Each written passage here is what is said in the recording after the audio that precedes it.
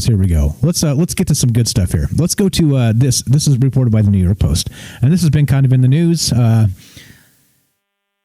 all over the place. So let's go. Let's talk about this.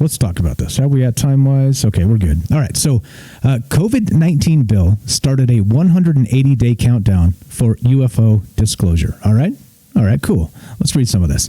President Trump's signature Sunday on the $2.3 trillion COVID-19 relief and government funding bill started a 180-day countdown for the Pentagon and spy agencies to say what they know about UFOs.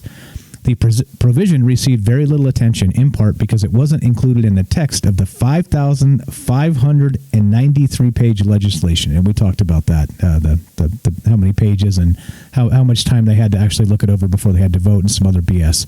So anyway, but as a committee comment attached to the annual Intelligence Authorization Act, which was rolled out into the massive bill.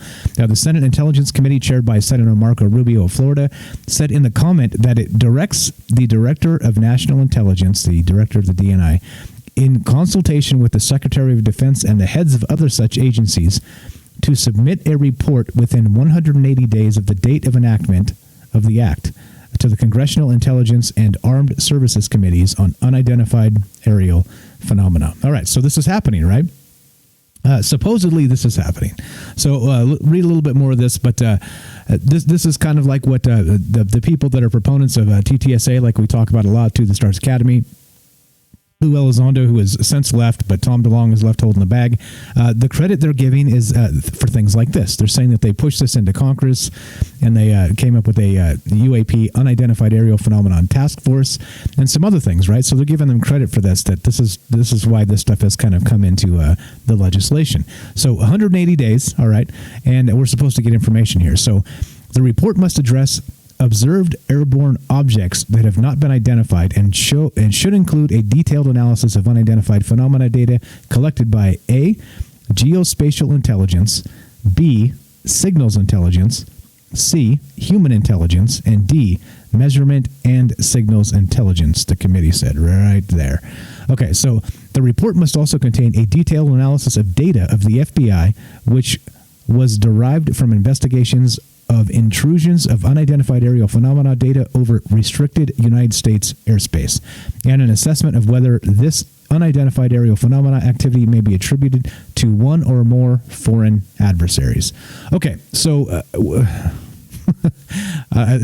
frustrating, right? Again, so here we go. We're asking the government itself to provide details of very classified things, especially in regard to national defense. All right, which of course will never come out. Never in a million years. I'm sorry, guys. There's nothing here. There's going to be nothing. They're going to redact the shit out of whatever comes out of it.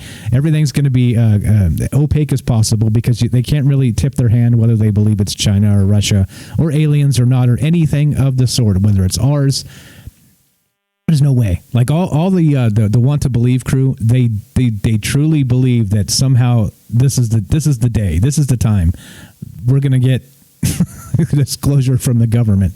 And to me, it's just funny. It's funny because no chance in hell, right? Does anybody believe the government will actually give us information regarding this? I mean, let's be real, right? Let's be real. Okay, so anyway, let's read just a little bit more of this. Former Pentagon and legislative officials confirmed Tuesday to the publication the debrief that the package begins to clock on UFO disclosures. Defense Department spokesperson Sue Goff told the Post, "We are aware that the Senate Select Committee on Intelligence Committee report on the Intelligence Authorization Act for fiscal 2021 included a requirement for the Director of National Intelligence, in consultation with the Secretary of Defense, to submit a report on unidentified aerial phenomena within 180 days of enactment." Spokespeople for Rubio, who pushed for more UFO transparency, did not respond to the Post's multiple requests for comment. The push for more information follows the Pentagon's April publication of 3 Navy videos showing unidentified objects. Chris Mellon, who of course was with TTA and has now left, as far as I'm aware, former Deputy Assistant Director of Defense for Intelligence, told the debrief that the newly enacted Intelligence Authorization Act incorporates the Senate Intelligence Committee's report language calling for an unclassified all-source report on the UAP phenomenon. This was accomplished in the joint explanatory statement accompanying the bill. So anyway, blah, blah. There's a lot of kind of BS here, if you ask me. Again, it's like asking for a report on classified stuff that you're going to get heavily redacted and have no details of what's really going on. Sources and methods, they say, which they have to protect, and I agree. And so, right, there's that part of me that understands that as you leak some of this information out, you could have people's lives in danger, and that's not a good thing. But then also, there's the Fox Mulder in me that's like, no, this is bullshit. Like, if you're hiding this and there's really information we should know, we need